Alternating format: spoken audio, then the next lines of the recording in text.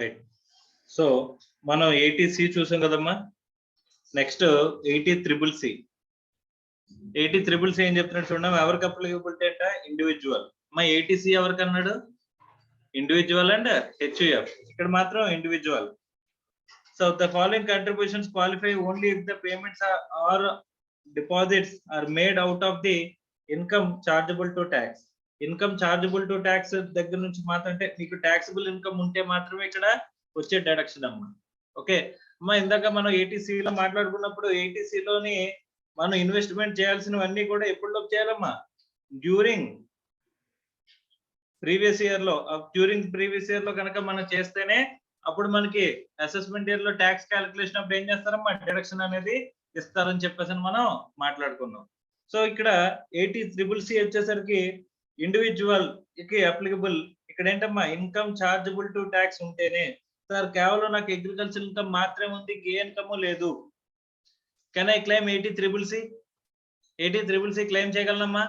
80CCC claim చేయలేను, ఎందుకంటే chargeable to tax అన్న ఇన్కమ్ మాత్రమే ఉంటే మాత్రమే 80CCC అనేది క్లెయిమ్ చేయగలరంట. Okay next, contribution made to annuity plan issued by LIC of India or any other insurer approved by Insurance Regulatory and Development Authority IRDA అంటాడమ్మా. For receiving pension from the fund deducted up to maximum of 1,50,000. So ఇక్కడ మనం pay చేసిన amount దేనికోసం ఉంటమ్మా? Pension fund కి pay చేసామంట. ఏంటిది? Pension fund. So ultimate గా మనం pension policy తీసుకుంటున్నాం అమ్మా. పెన్షన్ పాలసీ తీసుకుంటే అంటే మనం కొంత ఇప్పటి నుంచి కూడా, అంటే ఫస్ట్ మనం జాబ్ చేస్తున్నాం అనుకోమ్మా. ఇప్పుడు CA కంప్లీట్ అయిపోయి మీరు జాబ్ లోకి వెళ్ళారు అనుకో. జాబ్ లోకి వెళ్ళినప్పటి నుంచి ఫస్ట్ మనం ఏం చూడాలంట? What is our retirement plan. Retirement తర్వాత మన ఇన్కమ్ ఎంత ఉంటే మనం అక్కడ సాటిస్ఫై అవుతామని చెప్పేసి చూసుకుని ఆ రిటైర్మెంట్ అమౌంట్ ఎంత కావాలో ఫిక్స్ చేసుకుని ఇప్పటి నుంచి మనం ఏం చేయాలమ్మా? ఇక్కడ పాలసీ కాంట్రిబ్యూట్ చేస్తున్నామంట. అలా కాంట్రిబ్యూట్ చేసే పెన్షన్ ఫండ్ కి సంబంధించిన పాలసీ ఏదైతే పే చేస్తామో ఆ పే చేసే ప్రీమియం అనేది ఇక్కడ మనకి ఇస్తాడు, డిడక్షన్ ఇస్తాడని చెప్పేసి చెప్తున్నాడమ్మా. సో ఇక్కడ ఎంత పే చేయొచ్చంట? అది LIC దగ్గర కానీ ఎనీ అదర్ ఇన్సూరర్ దగ్గర కానీ. LIC దగ్గర అయితే IRDA అప్రూవల్ గురించి మాట్లాడాల. సో ఎనీ అదర్ ఇన్సూరర్ దగ్గర అయితే కనుక ఖచ్చితంగా IRDA అప్రూవల్ గురించి మాట్లాడుతున్నాడమ్మా. ఓకే సో ఇక్కడ మాక్సిమం అమౌంట్ ఎంత ఇస్తాడంటే అమ్మా? 1,50,000. ఇదేదో బాగుంది సార్, 80Cకి 1,50,000 అన్నారు, 80CCCకి 1,50,000 కాదమ్మా. ఇక్కడ జాగ్రత్తగా గమనిస్తే ఇవి ఇండివిజువల్ గా 1,50,000 ఉన్న కంబైన్డ్ గా కూడా కలిపిన తర్వాత కూడా ఎంత ఉంటది? 1,50,000 ఉంటదంటమ్మా. అర్థమైందా? సో కాబట్టి ఇక్కడ 1,50,000 కనిపిస్తుంది కదా అని 1,50,000 ఇండిపెండెంట్ గా అనుకోవద్దు. It is not independent qualifying limit. Next, so 80CCCలో వస్తే కనుక ఎక్కడ రాదమ్మా? 80Cలో రాదు. సో మనం ప్రీమియం పే చేస్తున్నాం సార్, పాలసీకి తీసుకుంటున్నాం అని చెప్పేసి అని అనుకుంటే అది ఏ టైప్ ఆఫ్ పాలసీ చూడండి. పెన్షన్ పాలసీ అనుకుంటే కనుక 80CCCలో క్లెయిమ్ చేయండి అని చెప్పేసి అని చెప్తున్నాడు. నెక్స్ట్ 80CCD అని చెప్పేసి చెప్తున్నాడు. 80CCD గురించి ఆల్రెడీ మీకు తెలుసు. ఏంటమ్మా? Pension scheme of central government. ఏంటది? National pension scheme, NPS. ఏంటమ్మది? NPS. An assessee who is individual and employed by central government on or after 1/1/2004, an assessee who is an individual employed by other employer irrespective of the date of employment, any other assessee being an individual అని చెప్పేసి అని అంటున్నాడు. అమ్మా NPS scheme అనేది first introduce చేసినప్పుడు ఎవరికి మాత్రమే applicable చేశారమ్మా? NPS scheme అనేది ఫస్ట్ ఇంట్రడ్యూస్ చేసినప్పుడు ఎవరికి మాత్రమే ఎఫెక్ట్ చేశారు? Government employees. తర్వాత ఎవరైనా సరే ప్రైవేట్ ఎంప్లాయర్స్ కూడా చేసుకోవచ్చు అన్నారు. తర్వాత any assessee who is earning, ఇక్కడ ప్రొఫెషనల్ అవ్వచ్చు, అదర్ దెన్ ప్రొఫెషనల్ అవ్వచ్చు, ఎవరైనా సరే బిజినెస్ చేసేవాడు అవ్వచ్చు, ఎవరైనా సరే NPS స్కీమ్ కి కాంట్రిబ్యూట్ చేసుకోవచ్చు అని చెప్పేసి చెప్పారా లేదా? సో ఇక్కడ మీరు జాగ్రత్తగా గమనిస్తే ఫస్ట్ కేసులో ఎవరి గురించి చెప్పాడమ్మా? గవర్నమెంట్ ఎంప్లాయీస్ గురించి మాట్లాడాడు. సెకండ్ కేసులో ఎవరి గురించి మాట్లాడాడు? ఎంప్లాయిడ్ బై అదర్ ఎంప్లాయర్, అంటే అదర్ దెన్ గవర్నమెంట్ ఎంప్లాయర్ ఎవరైనా పర్లేదు అని చెప్పేసి అన్నాడు. థర్డ్ కేసులో ఎవరి గురించి మాట్లాడాడమ్మా? సో ఆడ ఎంప్లాయర్ కాకపోయినా ఎనీ ఎస్ఎస్సి అని చెప్పేసి మాట్లాడాడు. ముగ్గురు ఎవరైనా సరే కాంట్రిబ్యూట్ చేసుకోవచ్చు ఎన్పిఎస్ స్కీమ్ కి. అంటే ఇప్పుడు నేను ఉన్నానమ్మా, చార్ట్ అకౌంటెంట్ ప్రొఫెషనల్ గా ఉన్నాను అనుకోమ్మా, అప్పుడు నేను కూడా ఇప్పుడు ఒక ఎన్పిఎస్ కి కాంట్రిబ్యూట్ చేసుకోవచ్చా? కాంట్రిబ్యూట్ చేసుకుంటే డిడక్షన్ తీసుకోవచ్చా ఇక్కడ నేను 80CCD ప్రకారం? ఎస్. అర్థమవుతుందా? ఎలిజిబుల్ ఇన్వెస్ట్మెంట్ ఏంటి? Contribution to pension scheme notified by central government. దీన్ని ఏమంటాం? ఎన్పిఎస్. అంతేనా? Next, eligible deduction for the employees of central government and other employees SSC's contributions. Deduction shall be allowed under section 80CCD1 in respect of the amount contributed during the previous year అని చెప్పేసి అంటున్నాడు. ఇక్కడ కూడా previous year లో మనం contribute చేసింది అమ్మ. 80C లో మనకి ఇన్వెస్ట్మెంట్స్, వేరియస్ ఇన్వెస్ట్మెంట్స్ ఉన్నాయి. తర్వాత 80CCC లో మనకి పెన్షన్ కి సంబంధించిన స్కీమ్ లైక్ ఇన్సూరెన్స్ పాలసీకి సంబంధించిన ప్రీమియం పే చేస్తున్నట్లయితే 80CCD లో 80CCD1 అమ్మ. మళ్ళీ ఇక్కడ మనకి ఏంటంటే అక్కడ ఎవరైనా ఎస్ఎస్సి కాంట్రిబ్యూట్ చేసుకుంటున్నట్లయితే అది ఎంప్లాయర్, సెంట్రల్ గవర్నమెంట్ ఎంప్లాయ్ అవ్వచ్చు, ప్రైవేట్ ఎంప్లాయర్ అవ్వచ్చు, ఎంప్లాయీ అవ్వచ్చు, లేకపోతే ఎనీ అదర్ ఎస్ఎస్సి అవ్వచ్చు, ఇండివిజువల్ అయితే చాలు. ఇక్కడ ఏం చెప్తున్నాడమ్మా, వాళ్ళు కనుక కాంట్రిబ్యూట్ చేస్తున్నట్లయితే వాళ్ళ కంట్రిబ్యూషన్ పోర్షన్ ఏమంటున్నాడు? 80CCD1 అని చెప్పేసి చెప్తున్నాడు. ఈ మూడు కూడా సిమిలారిటీస్ చూస్తే మూడు కూడా during the previous year pay చేయాలి. ఏం చేయాలమ్మా? During the previous year pay చేస్తే అసెస్మెంట్ ఇయర్ లో మీరు ట్యాక్స్ కంప్యూటేషన్ చేస్తారు కదమ్మా. అసెస్మెంట్ ఇయర్ లో ట్యాక్స్ కంప్యూటేషన్ చేసేటప్పుడు మీరు ఏం చేసుకోవచ్చు? డిడక్షన్ అనేది క్లెయిమ్ చేసుకోవచ్చు. డ్యూరింగ్ ద ఇయర్ ఏం చేసి ఉండాలి? During the previous year pay చేసి ఉంటే కనుక అసెస్మెంట్ ఇయర్ లో మీరు ఏం చేయొచ్చమ్మా? డిడక్షన్ క్లెయిమ్ చేసుకోవచ్చు అని చెప్పేసి చెప్తున్నారమ్మా. అర్థమైందా? రైట్. నెక్స్ట్, ఇది 80CCD1. ఇక్కడ జాగ్రత్తగా చూడమ్మా. In case of individual employed by central government, in case of individual employed by any other employer, ఇక్కడ మనకి ఎంత చెప్తున్నాడమ్మా? 10% ఆఫ్ ది సాలరీ ఎవరు కాంట్రిబ్యూట్ చేస్తారు? ఎంప్లాయర్ కాంట్రిబ్యూషనే కదమ్మా. 10% ఆఫ్ సాలరీ ఎంప్లాయీ కాంట్రిబ్యూషన్. ఎవరు కాంట్రిబ్యూట్ చేస్తే డిడక్షన్ ఇస్తారమ్మా? ఎంప్లాయీ కదా. ఎంప్లాయీ కాంట్రిబ్యూట్ చేస్తే ఎంతవరకు కాంట్రిబ్యూట్ చేస్తే 10% ఆఫ్ సాలరీ వరకు మీకు ఇందులో డిడక్షన్ వస్తుంది. ఎంత అమౌంట్ డిడక్షన్ వస్తుంది అంటే ఏం చెప్తున్నాడు?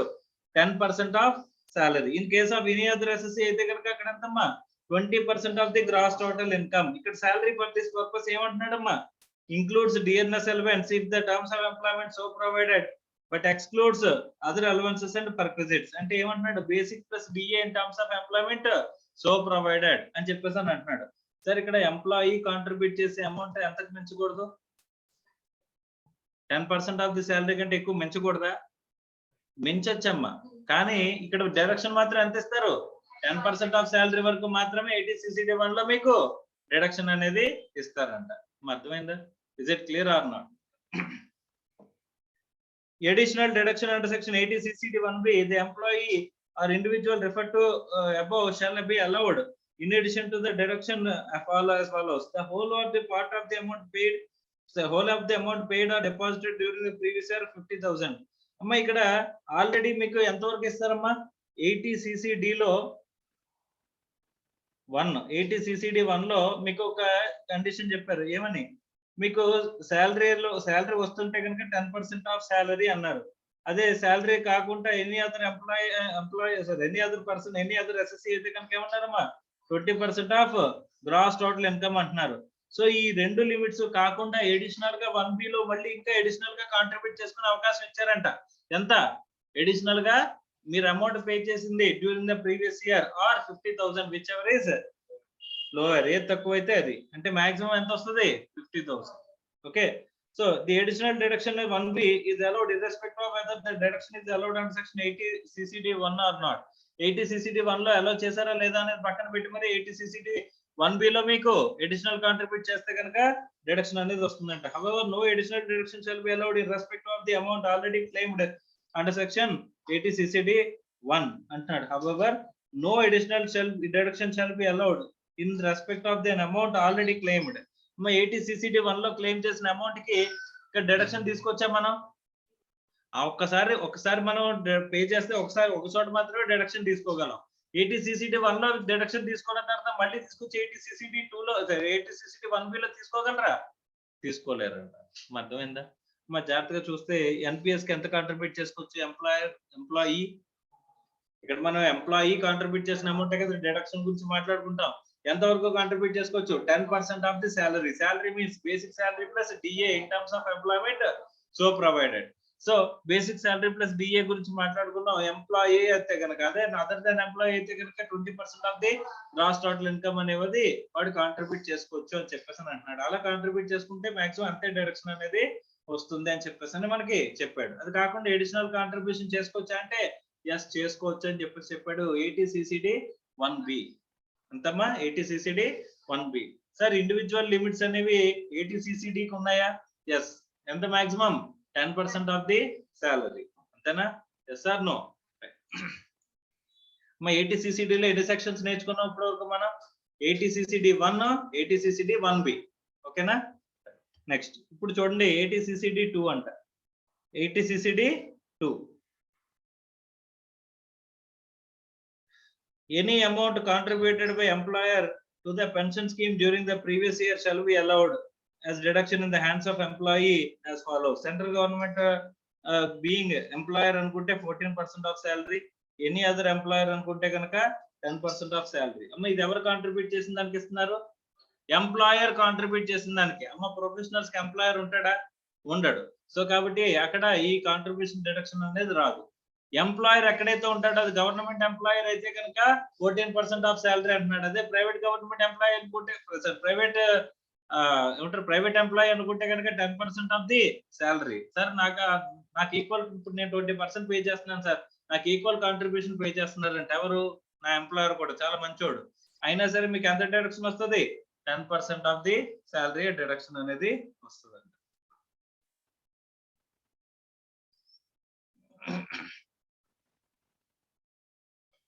Next, it may be noted that employer's contribution to pension scheme shall be chargeable as salary under section 17(1)(8) and the same is deductible under 80CCD 2 in the hands of the employee అని చెప్పేసి అంటున్నాడు. మా employers contribution to pension ఏదైతే ఉందో అది ఏమవుతుందంట? First పర్క్విజిట్ కింద taxable అయ్యి దాన్ని ఏం చేస్తారు? సో సాలరీ డెఫినేషన్ లో ట్యాక్సిబుల్ అయ్యి దాన్ని ఏం చేస్తున్నారమ్మా? ఇక్కడ మళ్ళీ డిడక్షన్ అనేది క్లెయిమ్ చేస్తారు. ఎంప్లాయర్ ఇచ్చాడంటే అది ఇచ్చింది ట్యాక్సిబుల్ అవుతుంది కదా. అదే ఫస్ట్ డిడక్షన్ రావాలంటే ఏం చేయాలి? ఫస్ట్ టోటల్ ఇన్కమ్ లోకి ఇంక్లూడ్ చేయాలి కదా. అందుకని గ్రాస్ లోకి ఇంక్లూడ్ అవుతుంది, ఆ తర్వాత డిడక్షన్ అనేది వస్తుంది అని చెప్పేసి చెప్తున్నాడు అమ్మా. 80CCD 2 అంటే ఎవరు? ఎంప్లాయర్ కాంట్రిబ్యూట్ చేసేది. అర్థమైందా? 80C అంటే వేరియస్ ఇన్వెస్ట్మెంట్స్ ఉన్నాయి. 80CCC అంటే పెన్షన్ కి పాలసీ. 80CCD అంటే ఎన్పిఎస్. 80CCD లో 3 సెక్షన్స్ ఉన్నాయి. ఇప్పటివరకు సోఫార్ చదువుకున్నాయి. 80CCD లో 1 ఏంటమ్మా? Employee contribution. ఎంప్లాయీ కాంట్రిబ్యూట్ చేస్తుంటే అది ఎంప్లాయీయా లేకపోతే ఎనీ అసెసియా? అది గవర్నమెంట్ ఎంప్లాయీ అవ్వచ్చు, నాన్ గవర్నమెంట్ ఎంప్లాయీ అవ్వచ్చు, లేకపోతే ఎనీ అసెసి అవ్వచ్చు. ఎంతవరకు ఇస్తారంట? 10% ఆఫ్ ది సాలరీ అంటే సాలరీ ఉంటే, లేకపోతే 20% ఆఫ్ ది గ్రాస్. అర్థమైందా? రైట్. నెక్స్ట్ 80CCD 1B అంటే ఇప్పుడు ఆల్రెడీ మనం కాంట్రిబ్యూట్ చేస్తున్న దానికి 10% ఆఫ్ సాలరీ ఇస్తున్నాడా? అది కాకుండా ఎడిషనల్ గా ఇస్తాడంట. ఎంత? 50,000 వరకు కానీ నువ్వు pay during the previous year లో పే చేసిన అమౌంట్ కానీ రెండిట్లో విచ్ ఎవర్ ఈస్ లోయర్. అంటే 50,000 తక్కువ ఉంటే ఇప్పుడు నేను కాంట్రిబ్యూట్ చేస్తుంటే 1,00,000 ఉందేమ్మా అడిషనల్ కాంట్రిబ్యూషన్. ఇక్కడ నాకు 50,000 ఇచ్చాడు. ఎంత వస్తుంది? 50,000. Okay right. Next 80CCD 2. 80CCD 2 అంటే ఏమన్నారమ్మా? ఎంప్లాయర్ కాంట్రిబ్యూషన్ టు ద ఇక్కడ ఎంప్లాయర్ కాంట్రిబ్యూషన్ చేశాడు కదమ్మా. సో ఎన్పిఎస్ స్కీమ్ కి అలా కాంట్రిబ్యూట్ చేసిన దాని మీద ఏమవుతుంది? డిడక్షన్ అనేది డిడక్షన్ కదమ్మా. 80CCD 2 ప్రకారం వస్తుంది. ఎంత మాక్సిమం వస్తుంది? సెంట్రల్ గవర్నమెంట్ ఎంప్లాయీ అయితే కనుక 14%, అదర్ సెంట్రల్ గవర్నమెంట్ అంటే 10% of the salary. Okay next, taxability of the amount received from pension scheme NPS నుంచి కనుక డబ్బులు విత్డ్రా చేస్తే partial withdrawal by SSC by an employee from NPS exempt to the extent it does not exceed 25% of the employees contribution అంటే మనకు వచ్చే contribution ఎంత మనం minus చేసుకొచ్చాము, ఎంత వరకు తీసుకోవచ్చంట 25% వరకు తీసుకోవచ్చు. Amount received on closure of NPS account by with SSC అంటే ఎన్పిఎస్ అకౌంట్ టోటల్ గా క్లోజ్ చేసి తీసుకుంటుంటే ఎంత వరకు ఎగ్జామ్టెడ్ అంటే 60%, అంటే రిమైనింగ్ 40% ఏమవుద్ది taxable. In the two above, if the amount is received by nominee upon the death of the employee, death of the SSC అనుకుంటే కనుక అంటే చనిపోయిన తర్వాత రిసీవ్ చేసుకుంటే కనుక అంటే ఎవరు లీగల్ రిప్రజెంటేటివ్ ఏమవుతుందంట example.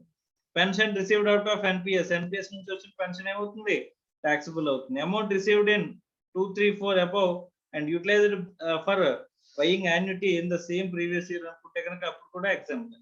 Pension received out of ఏంటమ్మా యాన్యుటీ ప్లాన్ పర్చేజ్డ్ అప్పుడు కూడా అది ఏమవుతుందంట taxable. సో ఇలా మనకి వేరియస్ కేసెస్ అనేవి మనకి చెప్పుకుంటూ వచ్చారండి.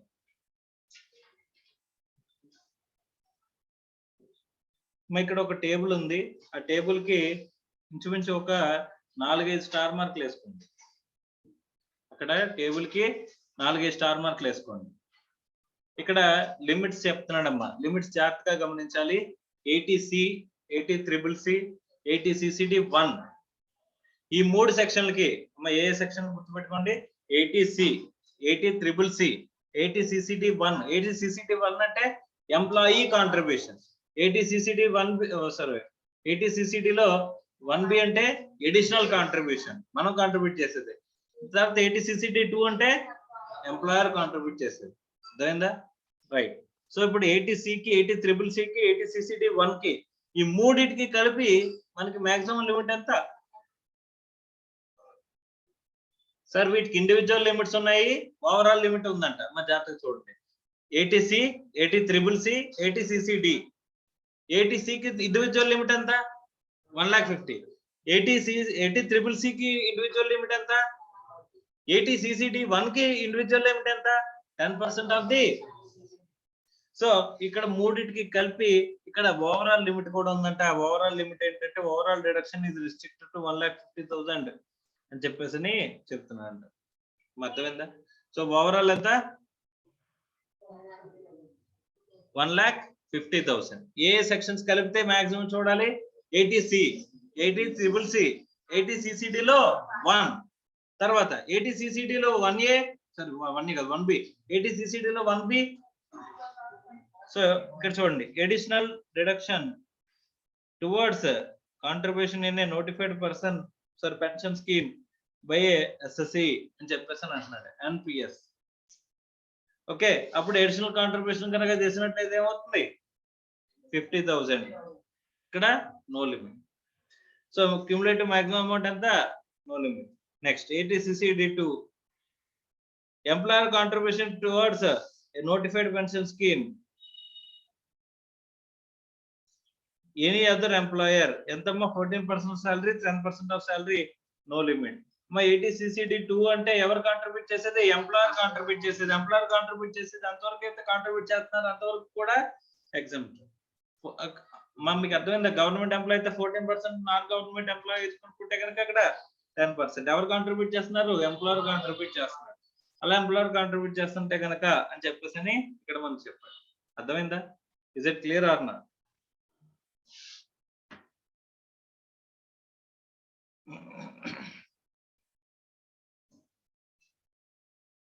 మన నెక్స్ట్ ఒక 2 ప్రాబ్లమ్స్ ఉన్నాయి, 2 ప్రాబ్లమ్స్ చేయండి.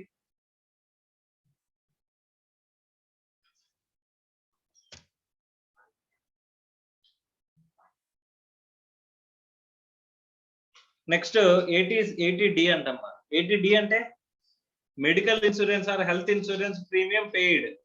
మనకి ఎంప్లాయర్ రిలేషన్షిప్ లో మనం మాట్లాడుకున్నప్పుడు ప్రొవైజివ్ టు పర్క్విజిట్స్ అని చెప్పేసి ప్రొవైజివ్ టు 17(2) అని చెప్పేసి కూడా మాట్లాడుకున్నాం.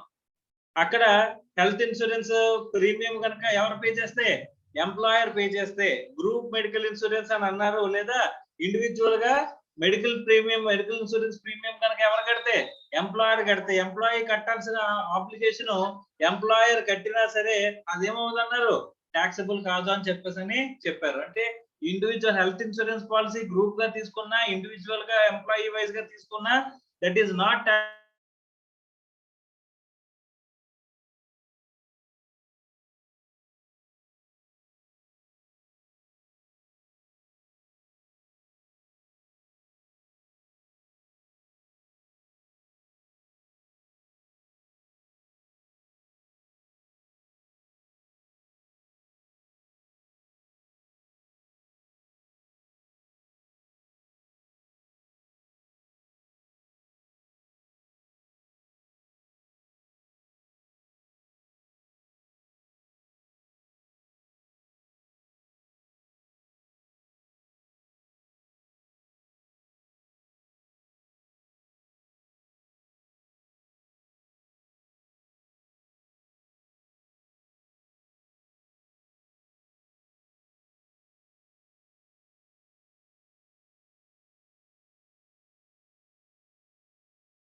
సో 80D గురించి మాట్లాడుకుంటే మెడికల్ ఇన్సూరెన్స్ ప్రీమియం అమ్మ, health insurance premium paid.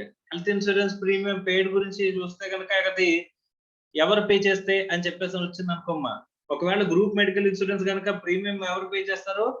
Employer pay చేస్తే అది పర్క్విజిట్ కాదు, నాట్ ట్యాక్సిబుల్ అని చెప్పేసి అక్కడ మాట్లాడుకున్నాం. మెడికల్ ఇన్సూరెన్స్ ప్రీమియం ఎంప్లాయీకి సంబంధించిన మెడికల్ ఇన్సూరెన్స్ ప్రీమియం ఎవరు కట్టారంట?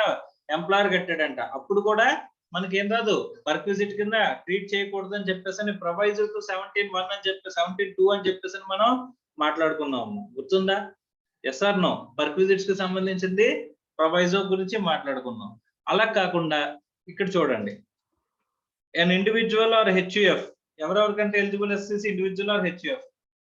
For the purpose of this section, family means spouse, dependent children of the SSC. In case of HUF, any member of HUF. ఇక్కడ డిపెండెంట్ చిల్డ్రన్ అనేది underline చేసుకోండి, ఎందుకంటే ఎవరికి మాత్రమే deduction వస్తుంది అంటే ఇక్కడ మెడికల్ ఇన్సూరెన్స్ ప్రీమియం మనకి కానీ మన ఫ్యామిలీకి కానీ పే చేసుకోవచ్చు. ఆ ఫ్యామిలీ అంటే ఎవరు? Spouse, dependent children. Spouse dependent గా ఉండాలా?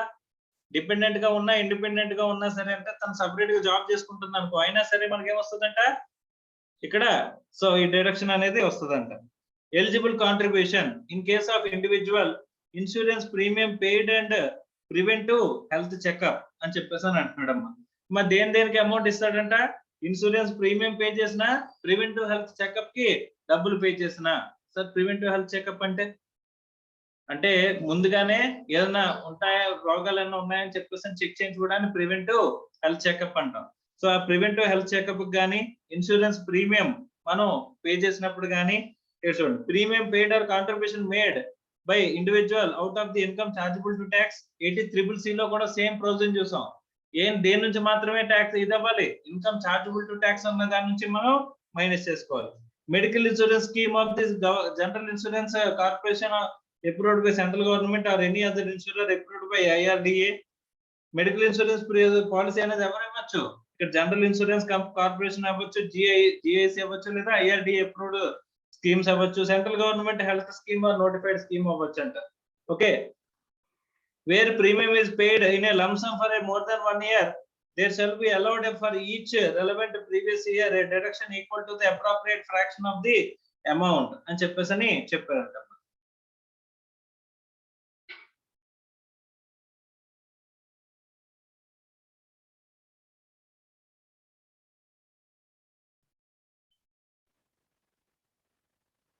ఇక్కడ నార్మల్ గా ఎప్పటి వరకు మనం చూసిన ప్రతి సెక్షన్ లోని కాంట్రిబ్యూషన్స్ అనేవి ఎప్పుడులో పే చేయాలన్నారు? డ్యూరింగ్ ద ప్రీవియస్ ఇయర్ లో పే చేయాలన్నారు. కానీ ఇక్కడ చెప్పింది చూడండి, మోర్ దాన్ 1 year కనుక ఒకేసారి పే చేస్తే ఏం చేయొచ్చు అని చెప్పేసి చెప్తున్నాడమ్మా. సో ఆ ఫ్రాక్షన్ ఆఫ్ ది పీరియడ్ కి ఎప్పుడైతే పే చేసాం ముందే పే చేస్తే ఆ ఇయర్ లో మనం క్లెయిమ్ చేసుకోవచ్చు, ముందుగానే పే చేసినా సరే. Okay, relevant previous year means previous year in which year beginning with the previous year in which such amount is paid and subsequent previous year during the which insurance shall be effective or in force. అంటే ఇప్పుడు total గా 3 years కలిపి ఒక package ఇచ్చాడంట నాకు ఒక insurance company వాడు. Sir మీరు 12,000 కట్టండి, 3 years కి కవర్ అయిపోతుంది.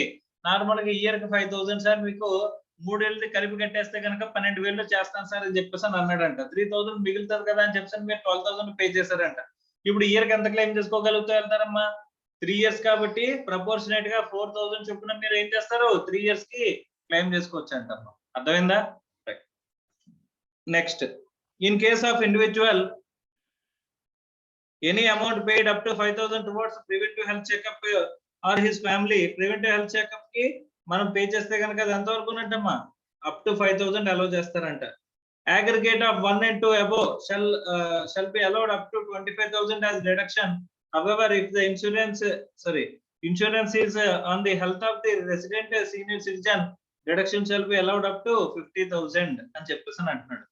ఇప్పుడు ఇక్కడ ఇండివిజువల్ కి గానీ వాడి ఫ్యామిలీకి గానీ వాడు పే చేసింది ఏంటి? ఇన్సూరెన్స్ ప్రీమియం పే చేసిన 2 విధాలుగా, అంటే ఇన్సూరెన్స్ ప్రీమియం పే చేయొచ్చు, ప్రివెంటివ్ హెల్త్ చెకప్ పే చేయొచ్చు. ఆ రెండింటికి కలిపి మాక్సిమం ఎంత పే చేయొచ్చు? 25,000. ఒకవేళ సీనియర్ సిటిజన్స్ కి పే చేస్తుంటే 50,000. అమ్మ 80D లో మామూలుగా insurance premium health check, preventive health checkup. Preventive health checkup కి మాక్సిమం ఎంత? 5,000. సో ఇన్సూరెన్స్ కి చెప్పలేదు.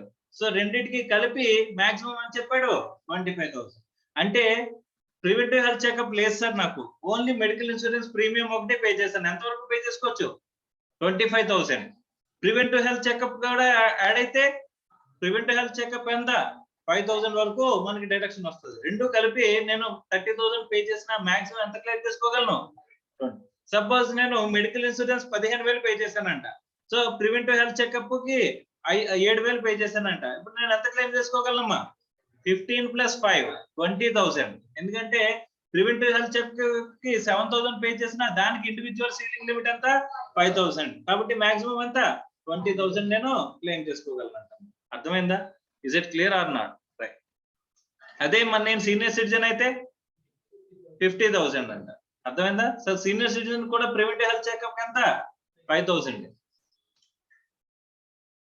నెక్స్ట్ స్టార్ మార్క్ వేసుకోండి. అడిషనల్ డిడక్షన్ ఏంటమ్మది? Additional deduction.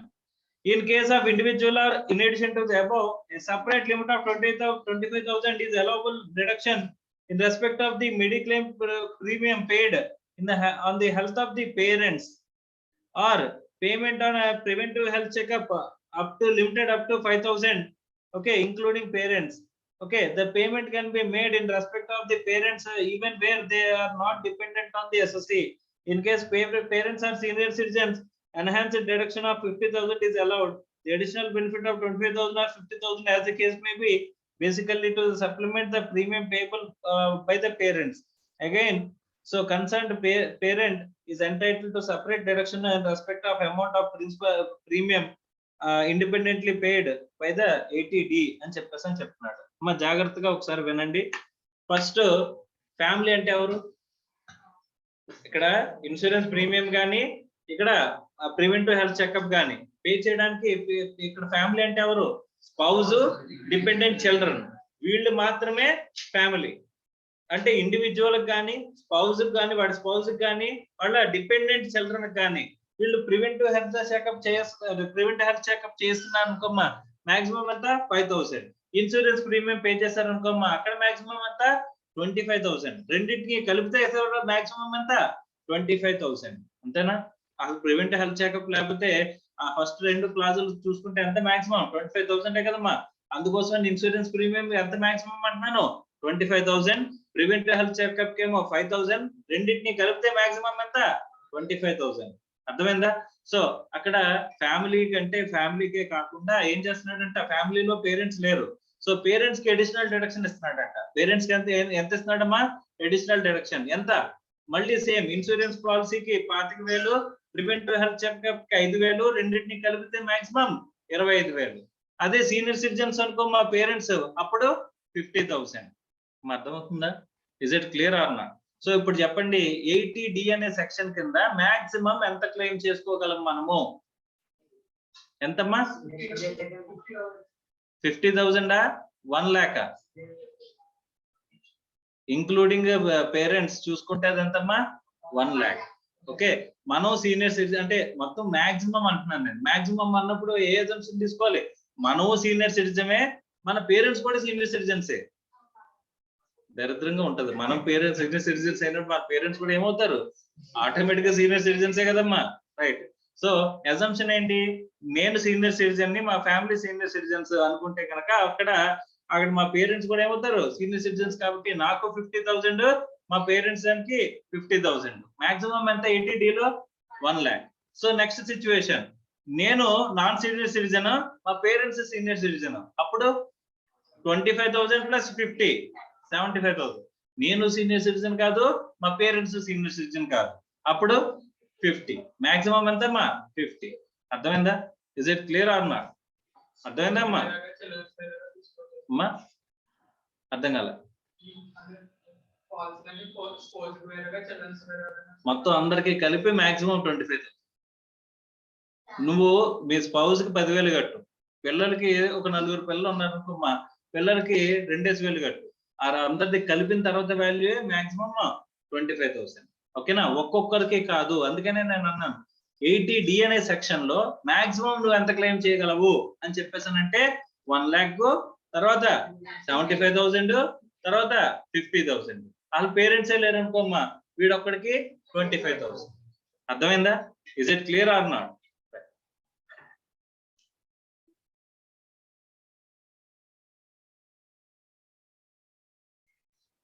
Next, medical expenditure. The following amounts incurred on account of the medical expenditure can be claimed as deduction. Any amount incurred up to 50,000 on account of the medical expenditure incurred on the health of the SSC or any member of his family. Any amount incurred up to 50,000 on account of the medical expenditure incurred on the health of any parent of the SSC అని చెప్పేసి అంటున్నాడు. అంటే medical expenditure కనుక మీరు ఎక్కడైతే maximum ఎంత వస్తుందమ్మా? ఇంకొక 50,000. Okay, right. So mode of payment is important. In case of preventive health checkup, payment must be made by any mode including cash. Any all other cases payment should be made by any other mode other than cash. అంటే preventive health checkup కి cash లో pay చేసిన allowed. So మిగతావన్నీ కూడా premium ఎలా pay చేయాలి? Other than cash లో pay చేయాలి. అంటే చెక్ గానీ, అకౌంట్ ట్రాన్స్ఫర్ గానీ, ఎలక్ట్రానిక్ క్లియరింగ్ సిస్టమ్ గానీ ఎలాగైనా వాడండి, క్యాష్ తప్ప ఏదైనా వాడచ్చు. Okay, next. For the purpose of the section, senior citizens and is an individual resident in India who has attained the age of 60 years or more at any time during the previous year. At any time during the previous year 60 years కనుక complete అయితే కనుక అక్కడ ఏమంటారమ్మా? Senior citizen అంటారంట. So mediclaim insurance premium eligible అంటే yes, parents కి eligible.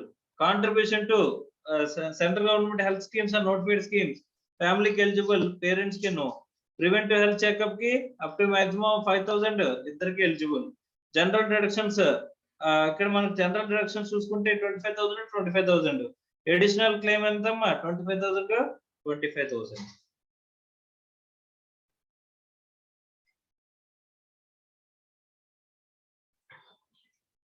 So medical expenditure on the health of the senior citizen if the medical insurance is not paid on such senior citizen అనుకుంటే కనుక ఎక్కడ eligible? ఇక్కడ eligible.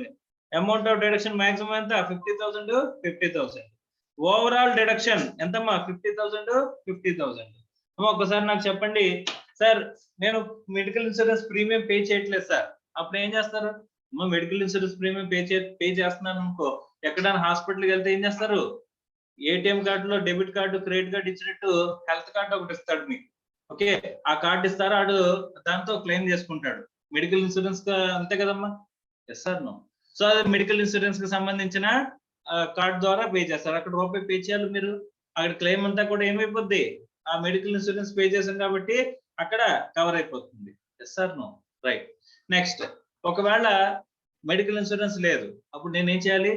Cash pay చేయాలి, అవునా? డబ్బులు pay చేయాలా లేదా? సో ఆ డబ్బులు పే చేసినప్పుడు ఎంతవరకు పే చేయాలి? ఎంతవరకు అలౌ చేస్తారు? ఇక్కడ మీరు ఎంత పే చేసినా సరే మాక్సిమం మీకు 50,000, మీ పేరెంట్స్ కు 50,000. ఓకేనా? మెడికల్ ఇన్సూరెన్స్ లేకపోతే మీరు బిల్లు కడతారు కదమ్మా, ఆ బిల్లు ఎంత? మీకు 50,000, పేరెంట్స్ కు 50,000. ఏటీడీ అనే మొత్తం సెక్షన్ కి సంబంధించి చూస్తే కనుక మెడికల్ ఇన్సూరెన్స్ ప్రీమియం పే చేస్తే మెడికల్ ఇన్సూరెన్స్ ప్రీమియం లేదా మెడికల్ ఎక్స్పెండిచర్ కి మాక్సిమం ఎంత అంటే, మనం సీనియర్ సిటిజన్స్ అయిపోతే మనకి 50,000, పేరెంట్స్ కి 50,000. అర్థమైందా? Is it clear or? Sir medical expenditure ఎప్పుడు పే చేస్తాం, మెడికల్ ఇన్సూరెన్స్ ఎప్పుడు పే చేస్తాం అని చెప్పేసానంటే, మెడికల్ ఇన్సూరెన్స్ ప్రీమియం మనకి మెడికల్ ఇన్సూరెన్స్ ప్రీమియం లేకపోతే మెడికల్ ఎక్స్పెండిచర్ పే చేస్తాం. అలా పే చేసి మెడికల్ ఎక్స్పెండిచర్ మనం ఎక్కడి నుంచి క్లెయిమ్ చేసుకోవచ్చు? ఏటీడీలో క్లెయిమ్ చేసుకోవచ్చు అంట. అర్థమైందా? Is it clear or not?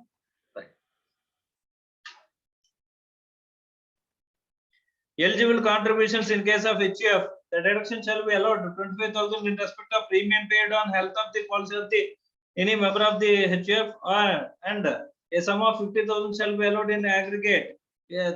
Account of medical expenditure incurred in the health of the any member of HUF అని చెప్పేసి అంటున్నాడు.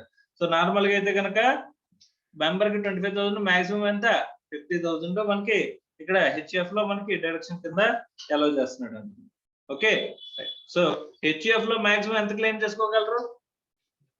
50,000.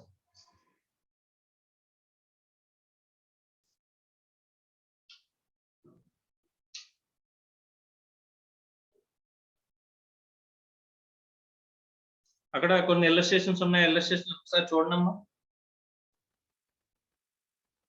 ఇప్పుడు మీరు ఏం చేయాలంటే ఒక టేబుల్ ప్రిపేర్ చేయండి, ఒక చార్ట్ ప్రిపేర్ చేయండి. డిడక్షన్స్ ఇంత మెటీరియల్ మీరు మళ్ళీ తిప్పుకొని చదవకూడదు. ఏం చేయాలంటే ఒక చార్ట్ ప్రిపేర్ చేయాలి. ఆ చార్ట్ లో ఏముండాలంటే కాలమ్స్ ఎక్కువ ఉండాలి. First ATC eligible investment, so ఎక్కడ ఇన్వెస్ట్ చేయొచ్చు అంటే మనం అనుకున్న కొన్ని రాసుకోండి. సో తర్వాత ఎంత వరకు ఇన్వెస్ట్ చేసుకోవచ్చు, సో ఏమైనా కండిషన్స్ ఉన్నాయా, ఏటీడి ఎవరికి అప్లికబుల్ అవుతుంది, ఎక్కడ వరకు మనం ఇచ్చేసుకోవచ్చు, ఇన్వెస్ట్ చేసుకోవచ్చు. ఇలా కాలమ్స్ వైజ్ గా మీరు ఒక చార్ట్ అనేది ప్రిపేర్ చేసుకోండి. ఆ చార్ట్ ఒకటే మనం ఎక్కడైనా పేస్ట్ చేసుకోవడం కానీ లేకపోతే ఎక్కడ ఉంచుకోవడం. డిడక్షన్స్ చదవడం అనగానే వెంటనే ఆ చార్ట్ తీయడం, ఏటీసీ నుంచి మొత్తం అన్ని మొదలుకొని ఒక్కొక్కటిగా ఎంత లిమిట్స్ అని మనకి మెయిన్ కావాల్సింది ఏంటమ్మా, లిమిట్స్, ఎక్కడ ఇన్వెస్ట్ చేస్తే మనకి ఎగ్జామ్షన్ వస్తుంది, ఎప్పుడు ఇన్వెస్ట్ చేస్తే ఎగ్జామ్షన్ వస్తుంది, ఇవే కదమ్మా కావాల్సినవి. ఇవి మనం జస్ట్ రెఫరెన్స్ కి మనం ఉపయోగించుకునేలాగా చార్ట్ ప్రిపేర్ చేసుకుంటే అదే షార్ట్ నోట్స్ కూడా. మీకు అర్థమవుతుందా? Is it clear or not? So ఈ చాప్టర్ కి మాత్రం ఈ చార్ట్ ప్రిపేర్ చేస్తే కంప్లీట్ అయిపోయినట్టే.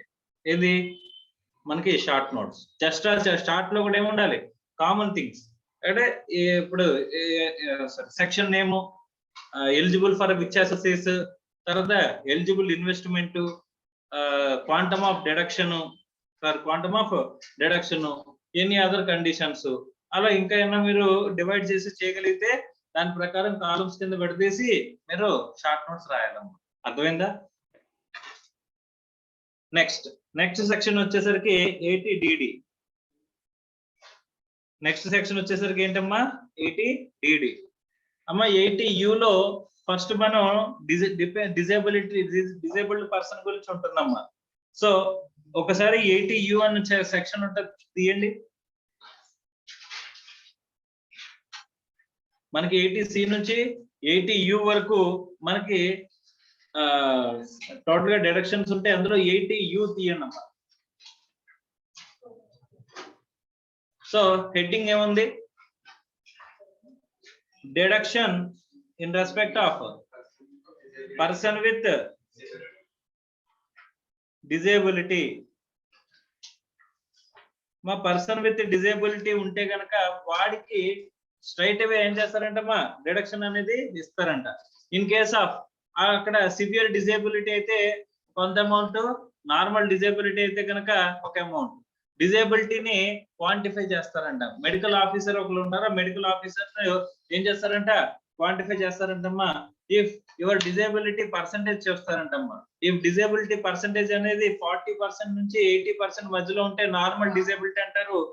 మోర్ దెన్ 80% ఉంటే కనుక సివియర్ డిజేబిలిటీ అంటారమ్మా. ఓకే, సివియర్ డిజేబిలిటీ అంటే కనుక అక్కడ అమౌంట్ అని చెప్పాడమ్మా 1 lakh.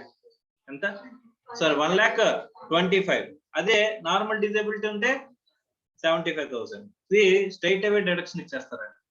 సరే ఇంకా మెడికల్ ఎక్స్పెండిచర్ ఇంకా అవ్వడం అలాంటివి ఏమైనా ఉంటాయా? ఏమి చూడరంటమ్మా. స్ట్రైట్ అవే మీకు ఏం చేస్తారంట, డిడక్షన్ అనేది ఇచ్చేస్తారంట. ఎవరికి? Person with disability. ఈ డిజేబిలిటీ పర్సంటేజ్ అనేది మెడికల్ ఆఫీసర్ చేత అప్రూవ్ చేసిన ఈ డిజేబిలిటీ పర్సంటేజ్ అనేది 40% నుంచి 80% వరకు ఉంటే నార్మల్ డిజేబిలిటీ వాళ్ళకి స్ట్రైట్ అవే 75,000 వాళ్ళు చాప్టర్ 60 డిడక్షన్స్ లో మైనస్ చేసుకోవచ్చంట. అదే సివియర్ డిజేబిలిటీ అనుకుంటే కనుక వాళ్ళు డైరెక్ట్ గా 1,25,000 స్ట్రైట్ అవే మైనస్ చేసుకోవచ్చంట. అర్థమవుతుందమ్మా? రైట్. సో అక్కడ డిజేబిలిటీ గురించి ఎక్స్ప్లెయిన్ చేస్తాడు. అలాంటి డిజేబుల్డ్ పర్సన్ ఇప్పుడు ఏటీడిడికి వచ్చాడు ఫస్ట్. మళ్ళీ అలాంటి ఏటీయులో డిజేబుల్డ్ పర్సన్ అని ఎవరైతే అనుకుంటున్నామో ఆ డిజేబుల్డ్ పర్సన్ అంట ఇప్పుడు ఒక పర్సన్ మీద డిపెండ్ అయి ఉన్నాడంట. ఒక పర్సన్ మీద డిపెండ్ అయి ఉన్నాడంట. అంటే ఇందాక ఏటీయు ఎవరికి వచ్చింది? పర్సన్ విత్ డిజేబిలిటీకి స్ట్రైట్ అవే డిడక్షన్ వస్తుందమ్మా. ఇప్పుడు మనం మాట్లాడుకునే డిడక్షన్ ఎవరికే తెలుసా? సో పర్సన్ ఫిజికల్లీ ఏటీయు ప్రకారం డిజేబుల్డ్ పర్సన్ ఎవరైతే ఉన్నారో వాడు ఇక్కడ ఎవరి మీద డిపెండెంట్ గా ఉంటే గనక, అర్థమవుతుందా? ఎవరి మీద అయితే వాళ్ళు డిపెండెంట్ గా ఉన్నారో వాళ్ళకి వచ్చే డిడక్షన్ గురించి మాట్లాడుతున్నారంటమ్మా. Okay, right. చూడండి, maintenance including medical treatment of a dependent with disability. Dependent underline చేసుకోండి. ఇప్పుడు ఒక డిపెండెంట్ ఉన్నాడు, వాడు డిజేబిలిటీతో బాధపడుతున్నాడు. ఆ డిజేబిలిటీ పర్సన్ ఈ పర్సన్ మీద ఏం చేశాడంట, డిపెండెంట్ గా ఉన్నాడంట. అలా డిపెండెంట్ గా ఉంటే కనుక ఎవరి మీద అయితే వాడు డిపెండెంట్ గా ఉన్నాడో ఆ డిజేబిలిటీ పర్సన్ ఆ డిపెండెంట్ గా ఉన్న పర్సన్ కి ఏమొస్తుందంటమ్మా డిడక్షన్ వస్తుందంట. చూడండి ఇక్కడ ఎంత డిడక్షన్ వస్తుంది ఏంటి చూద్దాం. Eligible SSC resident individual or resident HUF deduction is allowed as follow allowable in respect of any expenditure incurred for medical treatment, training, rehabilitation of a dependent with disability. Any amount paid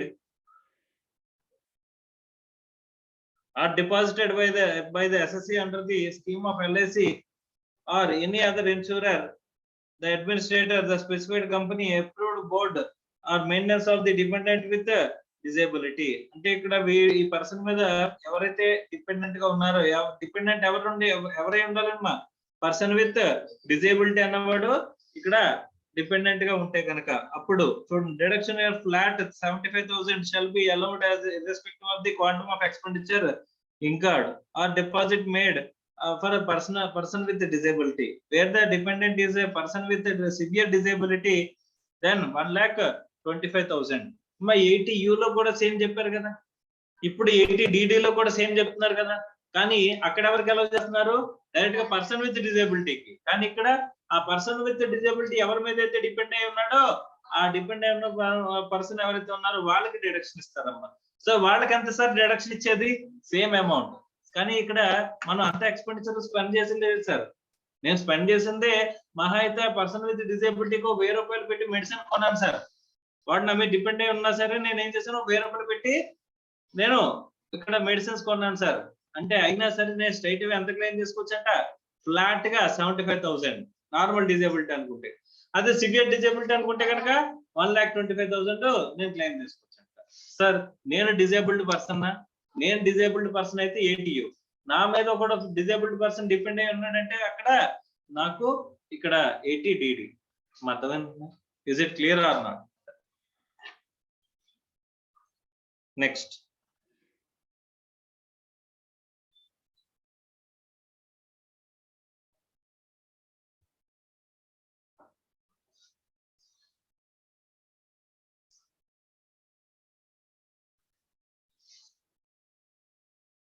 మన disability అంటే ఎంత 40% నుంచి 80% వరకు ఉంటే normal disability అంటారు. More than 80% ఉంటే severe disability. What is the percentage sir? Percentage ఏంటన్నది అంటే అక్కడ మెడికల్ ఆఫీసర్ ఇచ్చిన పర్సంటేజ్.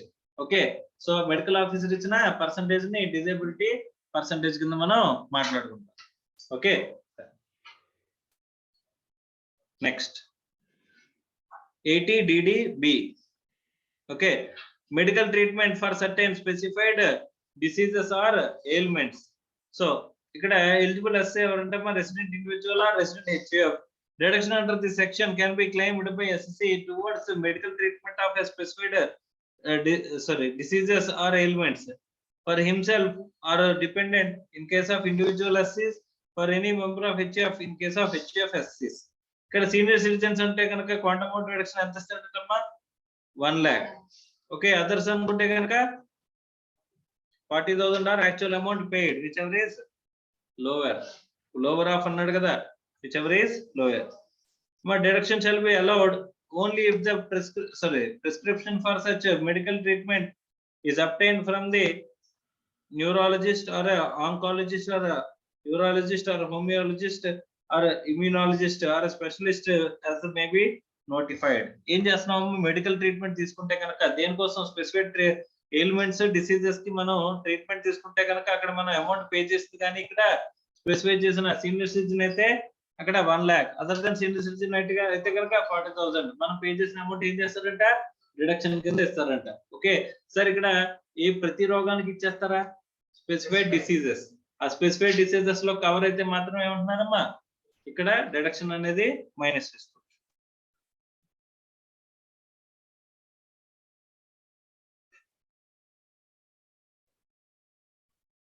నెక్స్ట్ వచ్చేసరికి 80E. నెక్స్ట్ ఏంటమ్మా 80E, deduction for interest on loan taken for higher education. Sir నేను హయ్యర్ ఎడ్యుకేషన్ కి లోన్ తీసుకున్నాను సార్, ఆ లోన్ మీద ఇంట్రెస్ట్ ఉంటుంది కదమ్మా, ఆ లోన్ మీద ఇంట్రెస్ట్ కి సంబంధించిన డిడక్షన్. అమ్మా ఇంట్రెస్ట్ కి సంబంధించిందా లోన్ కి సంబంధించిన డిడక్షన్? ఇంట్రెస్ట్ మీద వచ్చే లోన్ కి సంబంధించిన డిడక్షన్ అమ్మా. ఓన్లీ ఇంట్రెస్ట్ అలౌ చేస్తారు. ఇక్కడ ఏం అలౌ చేస్తారు? Only interest. లోన్ తీసుకుంటే అలో చేస్తారా డిడక్షన్ కింద? కాదు. దాని మీద పే చేయాల్సిన interest eligible SSC individual any amount paid towards interest on loan borrowed from any financial institution or any approved charitable institution for the purpose of pursuing higher education is deductible. Higher education shall be pursued by SSC himself or by the relative of the SSC. Relative in relation to individual means spouse, children, and that the individual of the individual or a student for whom the individual is a legal guardian. So వీళ్ళందరూ ఏమవుతారంటమ్మా relative. So SSC కానీ వాళ్ళ relative కానీ కనుక మనం చేసినట్లయితే అప్పుడు మనకి deduction అనేది చెప్తున్నాడు. దేనికి సరే ఏం చేయాలి? లోన్ తీసుకోవాలి. ఆ లోన్ దేనికి ఉపయోగించాలి? ఎడ్యుకేషనల్ లోన్ తీసుకోవాలి. ఆ లోన్ మీద ఏం పే చేయాలి? ఇంట్రెస్ట్ అన్నది. ఆ ఇంట్రెస్ట్ పే చేస్తే ఇక్కడ మనకి డిడక్షన్ ఇస్తాడు.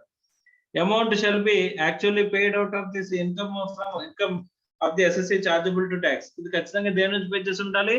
ఇన్కమ్ చార్జబుల్ టు ట్యాక్స్ నుంచే పే చేసి ఉండాలి. This deduction is allowed for the initial assessment year. Assessment year relevant to the year of commencement of the payment of interest and immediately succeeding 7 assessment years or until the interest is paid by the SSC in full, whichever is earlier అని చెప్పేసి అని అంటారు. అర్థమవుతుందా?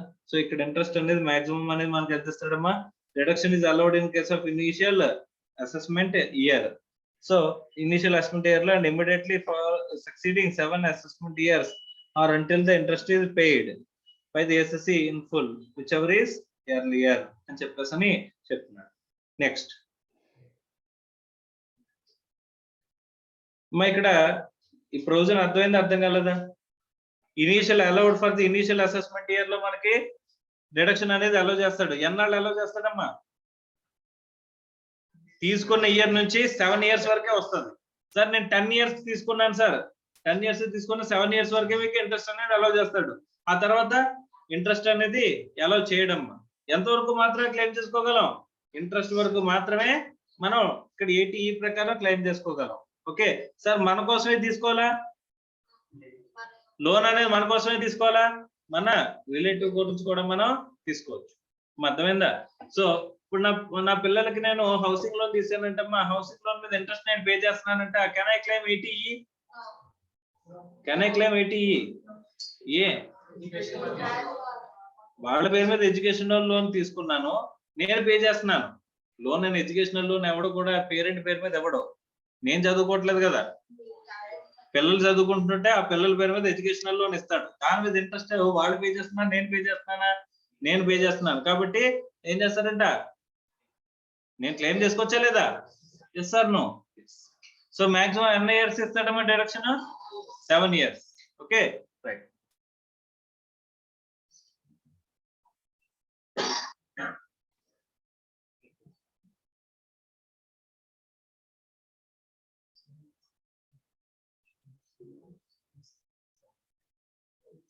Next section ఏంటమ్మా? 80EE deduction in respect of the interest on loan taken for the residential house property. Sir ఇక్కడ విన్నట్టుందండి, interest on loan taken for the residential house property ఎక్కడ విన్నాం కదమ్మా? 20 హౌస్ ప్రాపర్టీలో 24 ఏంటి? ఇంట్రెస్ట్ ఆన్ లోన్ బారోడే కదా. So interest on loan borrowed అయినప్పుడు మళ్ళీ ఇక్కడ ఎందుకు వచ్చింది 80EE అంటే? ఇది అడిషనల్ డిడక్షనా లేకపోతే 24కి 24 వేస్తే ఇక్కడ క్లెయిమ్ చేసుకోకూడదని అయినా ఉంటుందా? ఉండొచ్చు, ఉండకపోవచ్చు. 24 క్లెయిమ్ చేస్తే 80EE రాదని, లేదా ఇన్ అడిషన్ టు 24 అని మనకి ఏదో ఒకటి ఉంటుందమ్మా. ఓకే ఒకసారి చదవండి. సో ఎవరికి వస్తుందంటే SSC eligible SSC individual applicability ఏంటంటే the SSC has taken the loan for the purpose of acquiring the residential house property from financial institution. SSC does not own any residential house property on the date of sanction of the loan. అంటే వాడికి ఏమన్నా వేరే ఇల్లు ఉండొచ్చా? ఉండకూడదు. Value of the residential property for which loan is availed should not exceed, ఎంత దాటకూడదు అంటే value of the property ఎంత ఉండాలి? 50 lakhs అంటే తక్కువ ఉండాలి. So amount of loan sanction for the acquisition of residential property ఎంత ఉండాలి? 35 lakhs. అంటే ఎంతమ్మా? 35 lakhs దాటకూడదు. అంటే ప్రాపర్టీ వాల్యూ 50 lakhs అయితే 35 lakhs అనేది లోన్ అమౌంట్ దాటకూడదు. The loan has been sanctioned by the financial institution అని చెప్పేసి అంటున్నాడు. సో లోన్ శాంక్షన్ చేసింది ఎవరు? The loan has been sanctioned by financial institution అక్కడ పీరియడ్ ఎక్కడి నుంచి 1/4/2016 నుంచి 31st March 2017 మధ్యలో కనుక లోన్ తీసుకొని ఉండాలంట. అక్కడ మనం తీసుకోవాల్సిన లోన్ ఏంటి? Housing loan. హౌసింగ్ లోన్ తీసుకుని కన్స్ట్రక్షన్ చేస్తే అది కూడా ఇప్పుడు ఆ హౌసింగ్ లోన్ తీసుకోవాల్సిన పీరియడ్ అంతా 1/4/2016 నుంచి 31st March 2017 వరకు కనుక మనం ఆ పీరియడ్ మధ్యలో కనుక లోన్ తీసుకున్నట్లయితే ఇక్కడ ఇంట్రెస్ట్ అనేది ఇన్ ఎడిషన్ టు 24 మనకి అలౌ చేస్తారంట. ఏంటంటే ఇన్ ఎడిషన్ టు 24. మరి సార్ ఇది 2017 అంటే ఇప్పుడు అయిపోయింది కదా, 2016-17 మధ్యలో లోన్ శాంక్షన్ అయిన వాటికి మనకి చెప్తున్నాడమ్మా. లోన్ శాంక్షన్ అయిన వాటికి ఇప్పటికి ఇంకా లోన్లు కంటిన్యూ అవుతుంటాయి కదా, అలా కంటిన్యూ అవుతున్నప్పుడు అక్కడ అమౌంట్ అనేది ఎంత తీసుకోవచ్చు అంటే ఇక్కడ ఇంట్రెస్ట్ ఆన్ ఇప్పుడు హౌసింగ్ లోన్ తీసుకున్నాం. హౌసింగ్ లోన్ ఎప్పుడు తీసుకున్నాం? 2016-17 మధ్యలో తీసుకున్నాం. ఓకే, ఆ లోన్ ఒకేసారి తీర్చేస్తామా? ఇయర్ ఆన్ ఇయర్ మరి తీర్చుకుంటూ వస్తాం కదా. ఇది ఇయర్ ఆన్ ఇయర్ తీర్చుకుంటూ వస్తున్నప్పుడు ఇక్కడ ఎంతవరకు ప్రాపర్టీ వాల్యూ 50 lakhs ఉంది.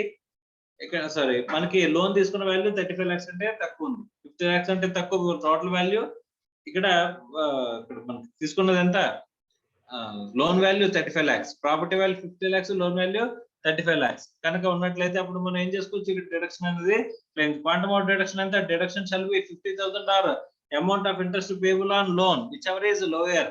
ఎంత అంటమ్మా? Maximum 50,000 or amount of interest payable on loan whichever is lower మనం తీసుకోవచ్చు అని చెప్పేసి అని అంటున్నాడు. జాతీయ అడిషనల్ పాయింట్స్ చూడమ్మా. It may be noted that deduction under section 80E is in addition to the deduction of interest under section 24B. మా జాతీయ చూడండి, హౌస్ ప్రాపర్టీ లో 24B లో హౌసింగ్ లోన్ ఉందన్నారా, ఇంట్రెస్ట్ ఆన్ హౌసింగ్ లోన్ అక్కడ claim చేసుకోవచ్చు అంట. దానికి ఇన్ అడిషన్ టు దట్ ఏం క్లెయిమ్ చేసుకోవచ్చు? 80E క్లెయిమ్ చేసుకోవచ్చు అంట. అర్థమైంది? If the conditions are satisfied 80E కన్నా ఏం చేసుకోవచ్చు? 80E లో ఏం చేసుకోవచ్చు అమ్మా? డిడక్షన్ అనేది క్లెయిమ్ చేసుకోవచ్చు. So the deduction shall be 50,000 or amount of interest payable on loan whichever is lower. రెండిట్లో ఏ తక్కువైతే. Okay, next. సో 24B కంటే అడిషనల్ అమౌంట్ అనేది 80E అనేది. Yes or no? Next, deduction would be available whether the residential property is vacant, self occupied or let out. The benefit of interest as reduction would be available till the repayment of the loan అని చెప్పేసి అని అంటున్నాడు. Beneficial of interest as reduction would be available till the repayment of the loan. Repayment of the loan వరకు కూడా మనకి ఏముంటుంది? Right. So ఇక్కడ మనకి 80E ప్రకారం ఏమొస్తుంది?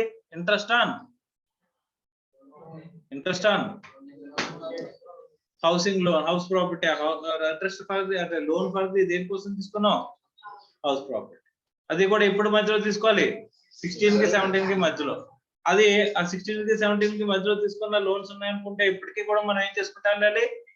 ఇంట్రెస్ట్ పే చేసినంతా కూడా మనం మైనస్ చేసుకుంటా ఉండాలి. Is it in addition to 24B? In addition to 24B అనేది మనకి వస్తుందని చెప్పేసి అని చెప్పాడు. Okay, right. సో ఇక్కడతో మనకి ఏం కంప్లీట్ అయింది? 80E కంప్లీట్ అయిందమ్మా. నెక్స్ట్ 80EA ఇవన్నీ కూడా నెక్స్ట్ క్లాస్ లో మనం మాట్లాడుకుందాం. ఓకే.